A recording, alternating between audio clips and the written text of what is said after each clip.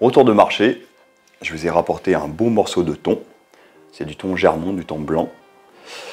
Et à travers 3 recettes, on va dégager un principe, celui de la cuisson de la protéine, du poisson, par l'acidité. Et il y a différents stades, on pourrait dire, de cuisson, du cru vers le plus cuit. Et aujourd'hui, on va explorer la cuisson par l'acidité. 3 recettes où je vais utiliser une acidité différente à chaque fois. Au fur et à mesure des années, voilà, j'ai sorti ces principes et je vous les offre juste à travers cet exemple de recette.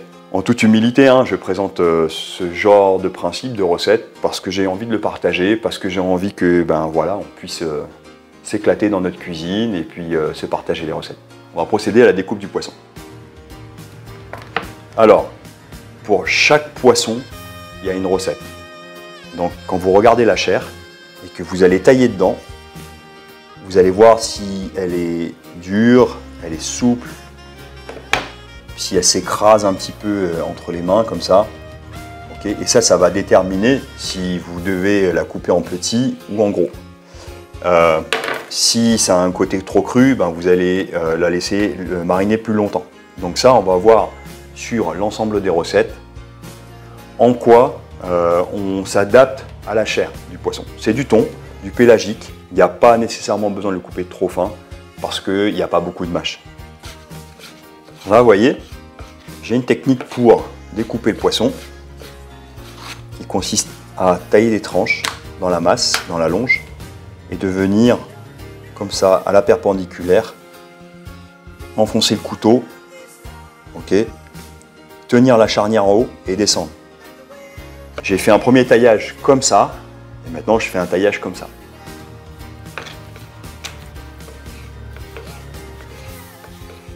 En fait, ce qui est magique avec les recettes, c'est qu'avec un même produit, vous avez des plaisirs différents. Allez, c'est parti pour la première recette. Notre thon découpé.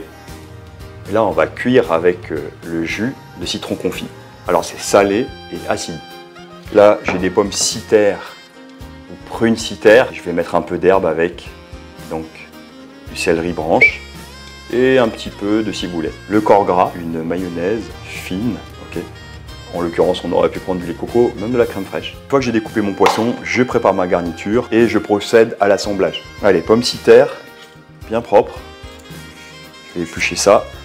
Ça va être le croquant, c'est un petit peu acide, un petit peu comme la mangue verte. Même la pomme verte, ça fonctionne bien. On peut le préparer à l'avance et le mettre à mariner comme des pickles aussi dans du vinaigre. Particularité de ce fruit vert, c'est la façon dont on va sortir la chair. À l'intérieur, il y a un petit peu comme des petits peignes.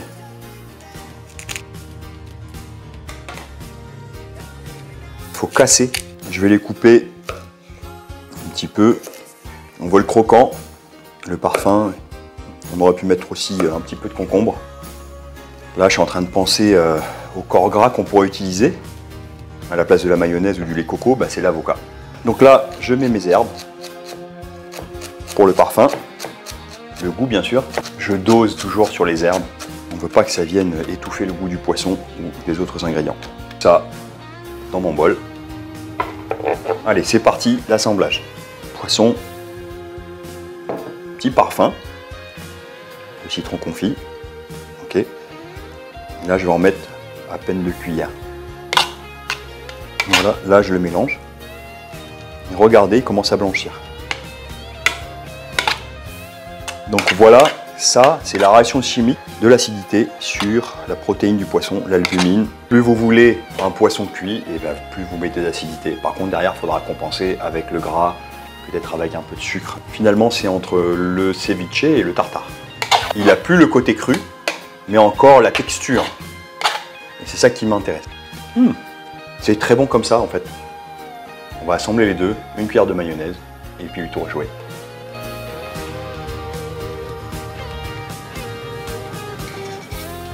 Là, le poisson, il va relâcher un peu d'eau aussi, et ça va détendre la mayonnaise.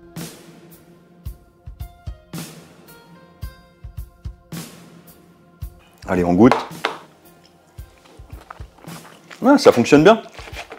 Magnifique.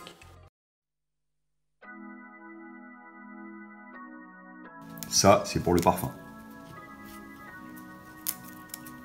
Les cuisines asiatiques, ils travaillent toujours avec les 5 sens.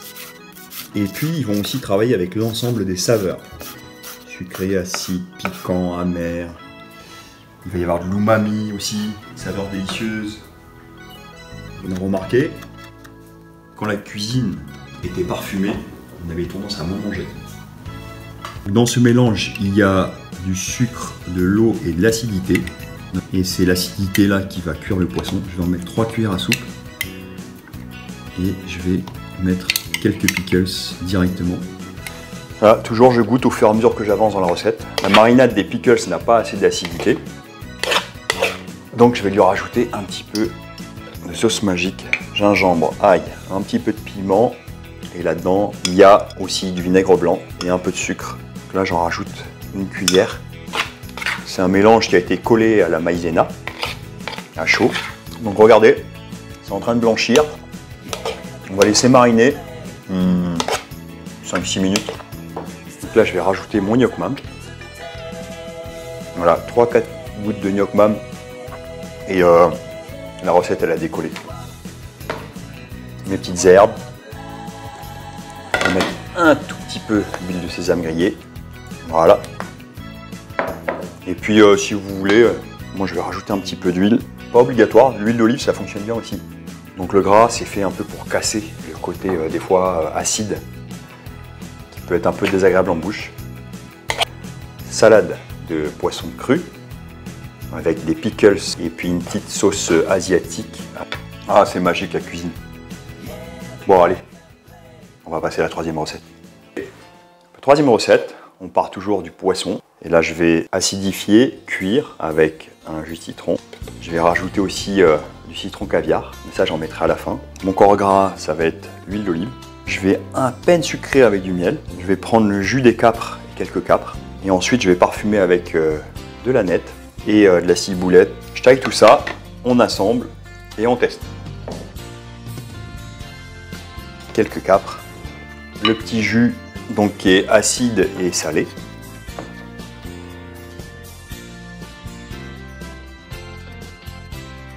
Je vais saler un petit peu de miel, voilà. Du poivre,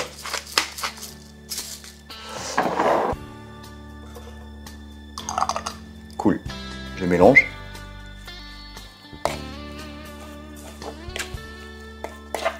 Allez, on procède avec le jus de citron.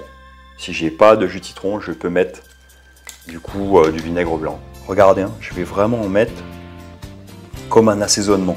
Et commencer à blanchir. Un petit jus de pamplemousse à la place du jus de citron, ça aurait été encore mieux. Et là, notre citron caviar, justement, ça va être intéressant. Perle de jus de citron. Ce qui fait qu'on n'a pas l'acidité tout de suite, mais on l'a en bouche, qu'on croque dedans. Voilà, donc ça ne cuit pas le poisson, mais ça vient sortir l'acidité au moment où on le croque. Et ça, vous l'avez aussi dans les pickles, dans les capres. Allez, encore un tout petit peu d'huile d'olive.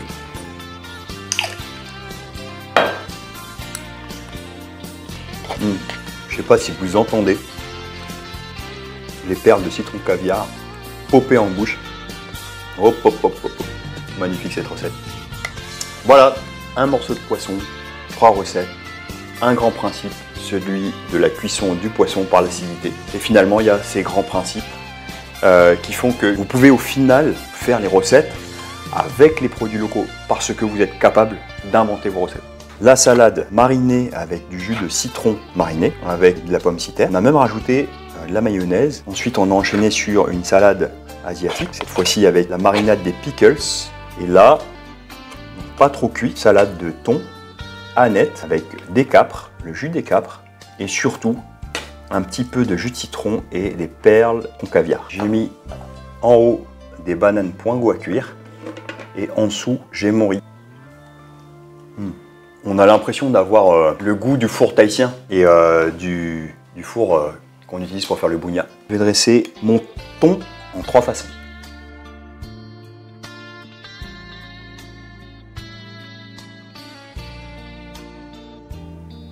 À servir à la numéro 11. Allez, en bonus, je vais vous montrer une sauce à base de coco vert. C'est une version très simplifiée du mitihué. Donc c'est une recette traditionnelle polynésienne, tahitienne. Alors il y a le tairo, qui est du coco râpé fermenté, et il y a aussi le mitihué qui va être fait à base de coco vert. Et cette fois-ci, ce sera plus liquide et c'est fermenté aussi. Donc si vous n'avez pas de lait de coco, de crème, moi ce que je vous recommande, quand vous récupérez vos cocos verts, vous les laissez au frigo, ça tient vraiment longtemps, et vous récupérez la pulpe.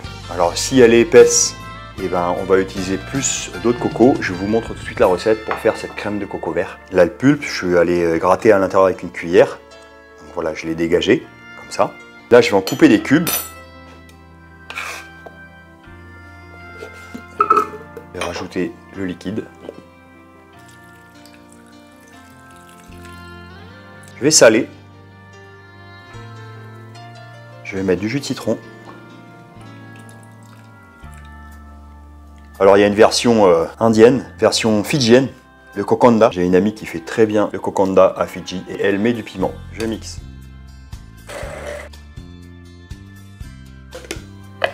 Voilà. Je vais en laisser un petit peu des morceaux. Au top.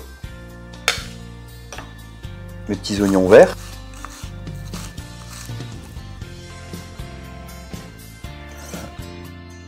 Et la petite surprise.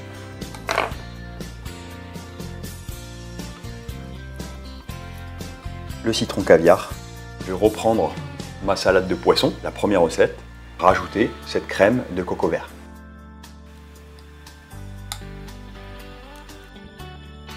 Aïe, aïe, aïe, aïe, aïe.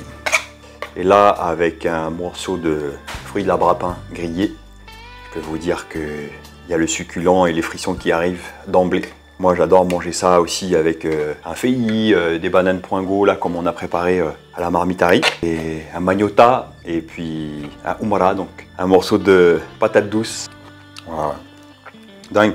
Finalement, il y a plein de chemins pour arriver à un résultat, celui de la salade de poisson cru, du ceviche. Et bien, c'est vous qui allez trouver votre propre chemin en fonction de votre inspiration, de la température, et puis surtout de ce que vous allez trouver sur le marché, dans votre environnement et du poisson que vous allez pêcher. Sur les 3 recettes aussi, utilisez du thon. À ce moment-là, vous pouvez substituer du thon par forcément d'autres poissons en fonction de là où vous vous situez. Vous pouvez aussi prendre par exemple du bœuf, du filet de bœuf. Vous pouvez faire exactement les mêmes recettes avec du cerf. Et pour les végés, les véganes, vous remplacez le poisson cru par de la chair d'aubergine qui est pré-cuite à la vapeur. J'espère que cette formation gratuite vous aura plu. Pour financer tout ce travail, le matériel, le montage, ça se fait pas comme ça. Moi, j'ai besoin aussi des moyens humains et financiers pour travailler. Donc, si vous connaissez quelqu'un dans votre entourage, une entreprise, vous voulez tout simplement aussi participer à financer ces recettes, je me ferai un plaisir de continuer à faire de la formation gratuite et de faire venir aussi sur ce plateau d'autres personnes, d'autres chefs. Merci pour votre aide et votre soutien. À vos recettes et puis partagez aussi sur la page Facebook de Pacific Food TV.